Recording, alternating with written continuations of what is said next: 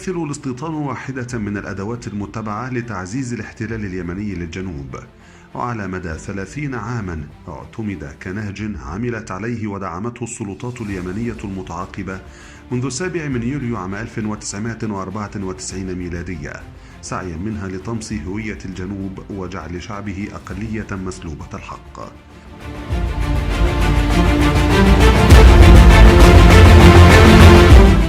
تغييرات هائلة شهدها الجنوب قادتها الأجهزة الاستخباراتية اليمنية المدعومة من السلطات السياسية لتكثيف حالة الاستيطان بأشكال وصور عديدة، بهدف تعديل التركيبة الديمغرافية لمصلحة الاحتلال وتمكينه من الأراضي الجنوبية والاستفادة من مساحته الجغرافية الواسعة والمهمة.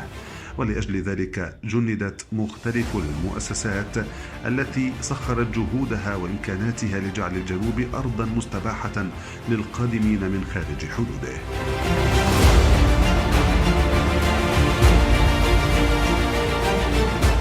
تسهيلات ودعم كبير تلقاه المستوطنون اليمنيون سهل انتقالهم واستقرارهم في الجنوب، وخاصة في العاصمة عدن والمهرة ووادي حضرموت ومناطق واسعة من محافظة آبين،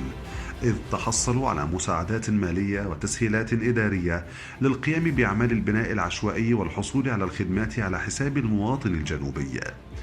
وعلى الرغم من ضعف وسقوط السلطات اليمنية ودخولها في حالة حرب وصراع داخلي مدمر، فقد ظلت منظومة الاحتلال بعناصرها المختلفة محافظة على مشروعها وسياساتها الاستيطانية في الجنوب، بل تجاوزت ذلك بأن استغلت الحرب كمبرر للانتقال من المحافظات اليمنية إلى الجنوب تحت ذريعة النزوح ولدواعٍ إنسانية.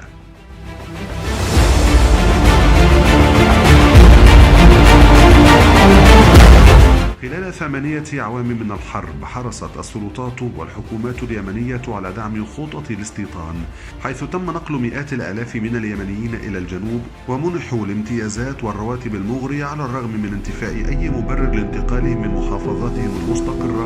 والخالية من أي شكل من كل أشكال المواجهة مع ميليشيا الحوثي، وإضافة إلى عدم مشروعية الانتقال إلى الجنوب من قبل قطاعات واسعة من المواطنين اليمنيين، فقد مثل النزوح غطاء خطيرا لاختراق العناصر الإرهابية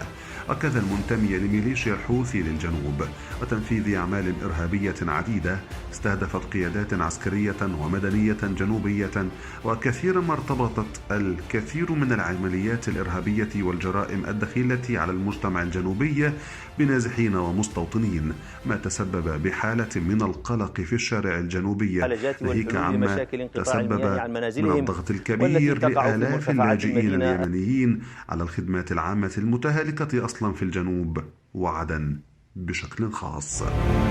صقور الجنوب.